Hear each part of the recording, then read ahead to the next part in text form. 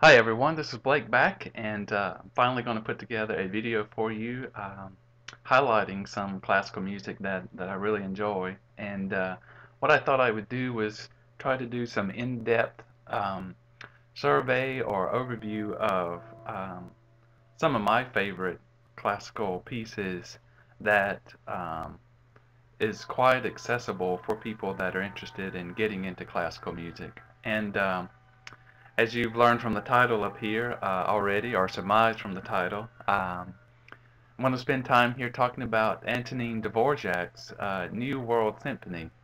Now, what I'll do is I'll talk a little bit about Dvorak's background, just to give you some kind of historical reference from which he was working in, and then we'll talk about his music a little bit, and particularly the New World Symphony. And then if time willing, I'll show you a lot of the examples that I have of the New World Symphony, the recordings that I've collected so far. I've got quite a few, and I by no means have near half of it, because I know there's a lot out there I don't have. So without further ado, let's jump right in. So I'm going to have New World Symphony playing in the background, and then occasionally we'll refer to it when we talk about the music. So I'm going to turn it down just a little bit. Um, so Antonin Dvorak was a romantic composer. He was born in the 1840s, 1841, and he lived until 1904. He was born in the Bohemian village, what is now known today as the Czech Republic.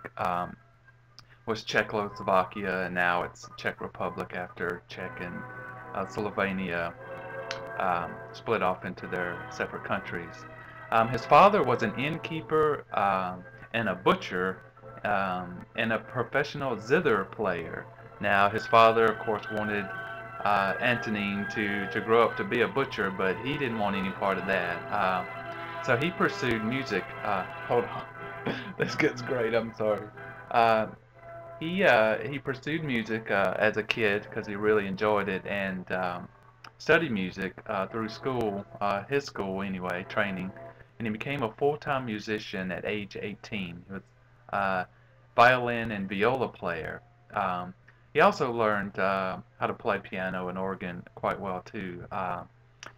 He wrote his first string quartet at age 20, and to get some sense of stability, he became an organist at Saint Adalbert Church in Prague, where he was the church organist, and he also taught students there as well. His influences were many, of course, as can be expected as a classical musician, but significant influences were from Brahms and Tchaikovsky. Um, so that he maintained that lifestyle for a while. Meanwhile, there was something brewing in the United States. There was a lady named Jeanette Thurber, a socialite. She and her husband had amassed quite a fortune in the grocery business in New York, and she she attempted to start a some kind of organization or group that would do operas in English. As you well know, they very few operas in English. That failed. Imagine that. But then she tried to put together something different called the National Conservatory of Music in New York, and she wanted a composer to kind of lead the thing, and she had two in mind, Dvorak and Sibelius. So she wanted Dvorak, and she pursued him for 2 years, offering him quite a lot of money, and he finally capitulated and became um, the I guess the master, the leader, the master. I'm not quite sure what the title was, but he did finally come over. She offered him like 20 times what he was getting paid at home, and Czech, but or in Prague, I think. And you know, the money was so great. I think $15,000, and this was in 1892, 1891, 92. Um, so he finally did agree to do it, and he came over in 1892 to be the director of the National Conservancy in New York City. And one of his goals was to try to help America's and the students that he would have discover American music. Since we were, you know, a new country, relatively speaking, in terms of the Western world, he thought, as well as others, that we should have our own voice and try to discover American music. And so he set out to start trying to write some examples to I don't know, to help encourage his students and to try to discover it for himself. And he became very fascinated with what he viewed as American music at the time, which was spirituals, music of Native Americans and African Americans. He thought, you know, that was a very strong voice in what America was about. Ironically enough, um, so he started studying that kind of music, trying to learn as much as he could, and he had a student named, try to get this name right, Harry Burleigh, Burleigh. He was actually one of the first African American composers and was a student of his, and Dvorak really liked this guy. And one of the things that Burleigh would do would be to introduce him to a lot of spiritual and Native American type music, often singing to him and translating texts for him to try to understand what the African American music and spiritual music was about. So that served some of the basis of where he was at. In 1892, 1893 time frame, he was very homesick. One of the reasons why he didn't want to leave or to come to America is he really felt an attachment to home, which, you know, I guess we all do at some point. But luckily, there was a place in Spillville, Iowa, that he visited in the summer of 1893. It was basically a Czech community, several hundred people um, that he spent the summer with, and that really helped him alleviate some of the homesickness. So again, in Spillville, Iowa, he did do a lot of writing and a lot of relaxing, really, to try to compensate for the homesickness. But just before he went out there, he started work on what is to be called the New World Symphony, or at his time it was um, Symphony No.5, published as No.5, although it's actually his ninth and last symphony, and it was subtitled From the New World. It just later became known as the New World Symphony. Symphony No.5 or Symphony No.9, as it later became numbered. Um, so we'll talk a little bit about that, and I got some notes here. I just want to make sure I don't miss anything. So this was written between January and May of 1893, and it was first performed in New York in December of 1893. Um, Again, it was very heavily influenced by his research and interest in Native American music and spirituals and any kind of music that he could try to pinpoint as being American. And there also, I believe, a little bit of Appalachia, although it really wasn't called that at the time, but kind of, you know, I can't think of the word for it, but anyway, there's a mix of a lot of that stuff that he tried to incorporate into the work. Um, so with that, what I want to do is introduce like the music to you. I enjoy it because it's very, it does sound somewhat American, although a lot of people would say, a lot of classical folks, people that are trained in classical say that it's, You know, it's bleeding Czech and Bohemian folk and stuff like that. So I think some have said that just about everything Dvorak touched. Even later, there was an like an American quintet, American concerto, or something like that that he did. I mean, he specifically named American. Still had a lot of Bohemian folk influences in it. But there are some significant things in here, like some themes and some ideas in this work that is very American, and I want to point them out. Number one, because I think they ring true to a lot of folks in the U.S. And abroad, if you understand what was going on at the time.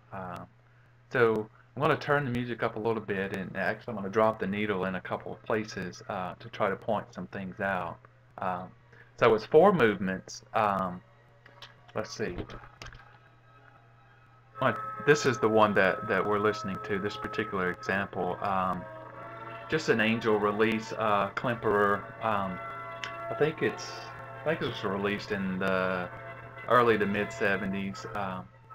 It's not that hard to find, and it actually is one of my favorite recordings. It's not the best performance, but it's a very good recording. When you can turn it up and you really sound like, you really feel like you're there, right? So the movements, Adagio is the first movement, Largo is the second movement, very slow. I'll drop the needle there because there's a lot of spiritual influences there. Even well, we'll get there. Then Scherzo's third movement, and Allegro as the fourth movement is a very powerful movement. But we'll get to that. So very first, the major theme you probably have heard in a lot of like mainstream areas, because this comes up a lot. Let's see if I can find it. Yeah, here we go.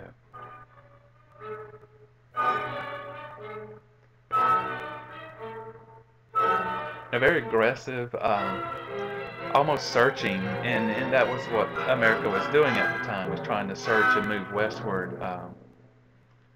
So lots of aggressive and then very spacious, open area. I mean, I love this horn here. Lots of rhythm in here.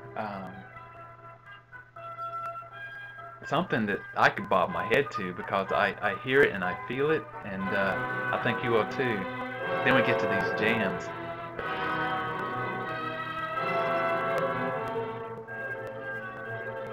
Now this is a theme and an idea that he incorporates through the whole thing. I mean, he keeps coming back to this in pieces and in whole. Very aggressive, very exploratory. Not really Native American or spiritual, but this is kind of the basis of what he felt like America was going through at the time. But we'll go to later on in the movement, and you can hear, I think you can hear a little bit of spiritual stuff going on, especially in the second movement.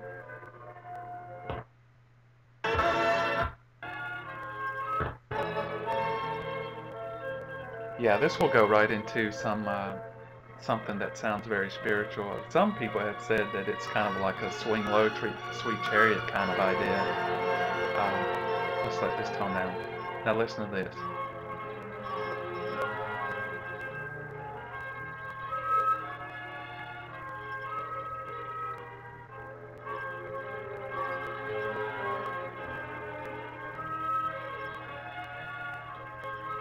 So a little bit of that going on. And it gets very aggressive at the end of the first movement, but we'll jump right over that, and we'll go to the Largo, the second movement.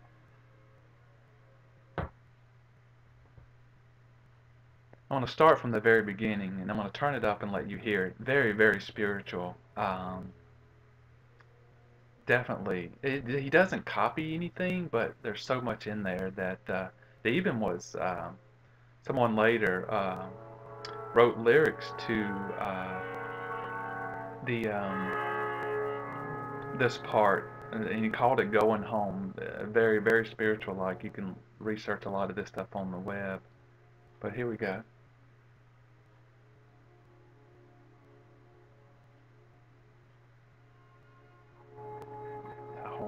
beautiful. And the horn it will be your singer.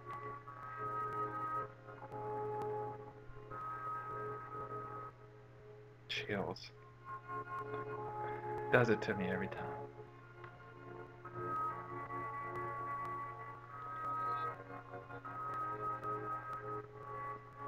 Do you feel homesickness morning, like you want to go home?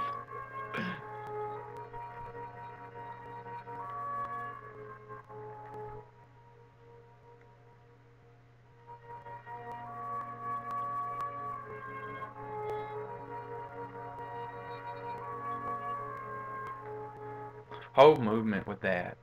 Again, we'll go back to some of the major theme later on, but the spiritual plays out for probably maybe 4 or 5 minutes. Very, very strong. Then, well, I'll skip the third movement. The fourth movement I want to get to because it ends very strong and very thematic, almost hopeful.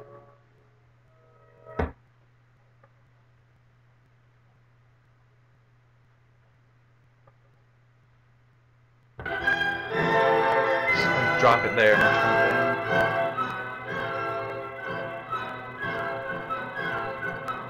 Lots going on in the fourth movement.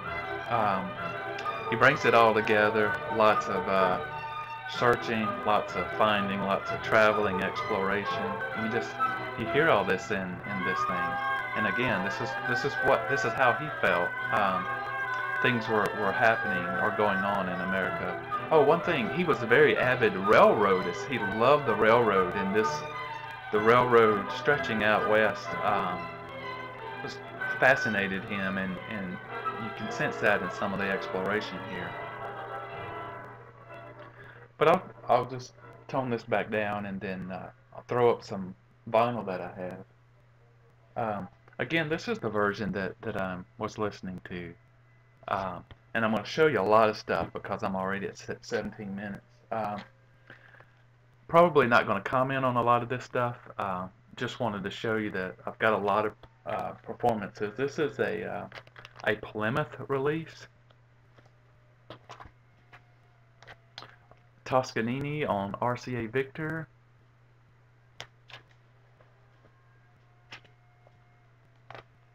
An epic release. Isn't that cool cover of that horn? A horn plays a very, very strong part of in this piece. This is a very good one if you can find it. See, a London Jubilee. You know, it actually is a budget release. Sorry about the glare. But Istvan Curtis, I think. I'm not quite sure that that's right, but he is his interpretation. Is a very well respected one. An EMI. Got a couple of these. These are very early Columbias.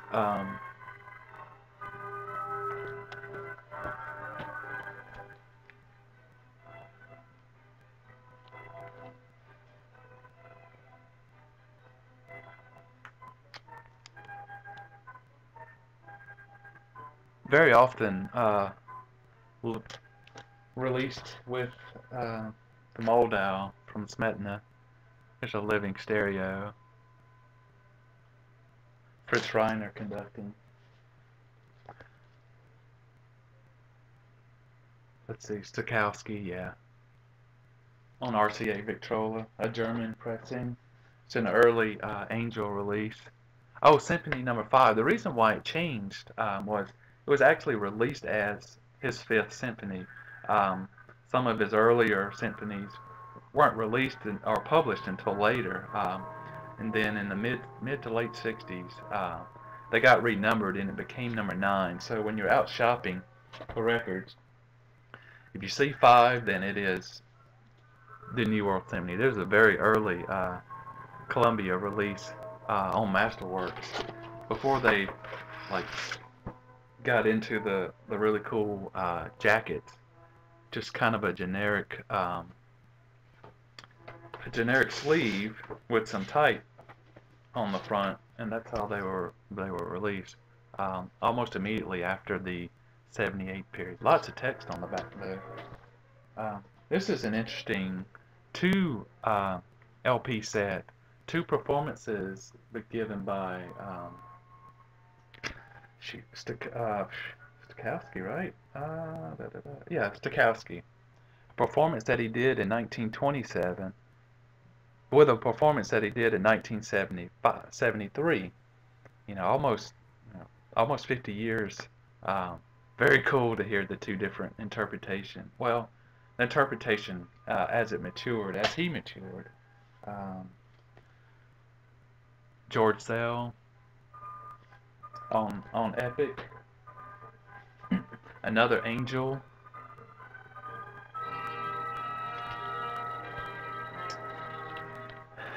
Herbert von Karajan on Angel. This has got probably my favorite fourth movement. Von Karajan, the Stereo Lab release. And here's somewhere where we're actually referencing it by its number 9. This is a pretty good one. Oh, this is another someone that knows this. Help me to pronounce this. Curtiz? I know I'm killing it. Zubin Mehta. Check out that cover. A couple more LPs.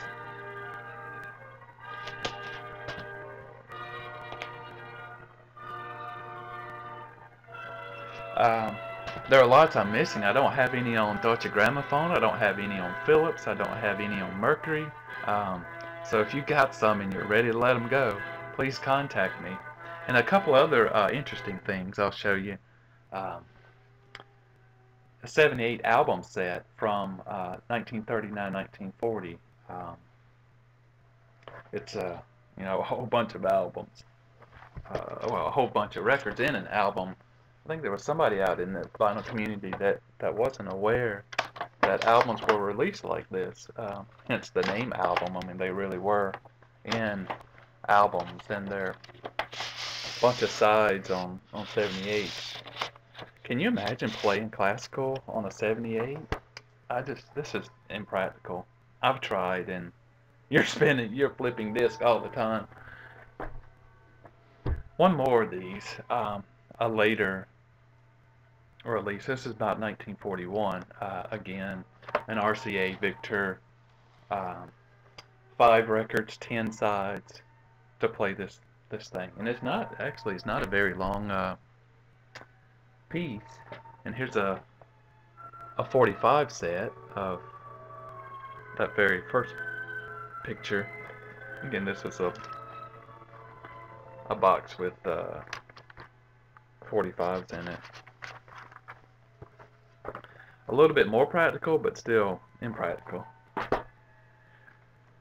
The only CD I have, it's a pretty good one. I mean, it's nothing to brag about. It was just something I picked up so I could throw in the car if I ever needed it. So there we go. I know it's a lot to throw at you, but I hope it helped. And if you like this kind of detail, let me know in the comments down here. And tell me what you think. Tell me what you don't like. If there are other pieces of music you want me to focus on or talk about, let me know, and I'll be happy to oblige. So again, New World Symphony, Antonin Dvorak, one of my favorites. I suggest that you pick some up. It's very good music. Very accessible too. So I guess that'll do it. Try to squeeze this in under 25 minutes. Sorry it runs so long. I just get so excited about this music. Thanks for the subscribers. Thanks for the comments, and I love those of you out there that are participating. Keep it up. I enjoy watching your videos. Have a good day. Take care. Bye-bye. Actually, I'm back. I wanted you to hear the end of this music here.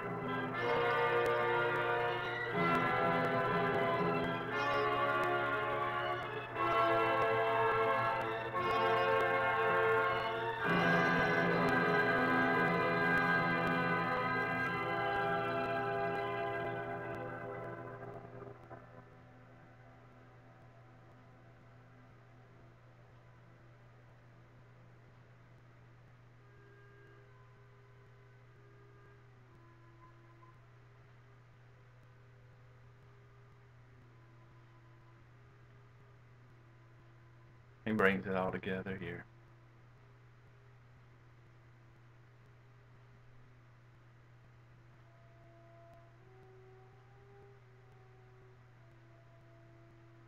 The major theme on the horn in the distance.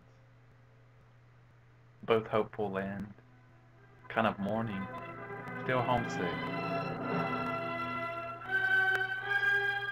And it leaves us with lots of hope.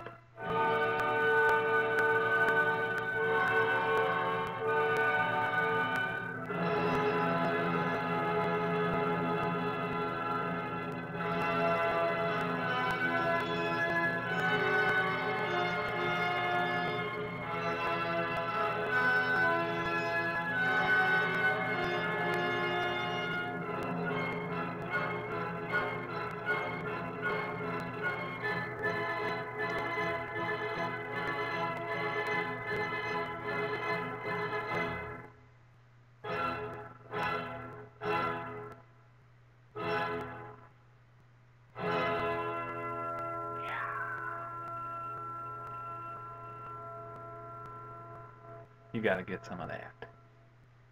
Take care. Bye-bye.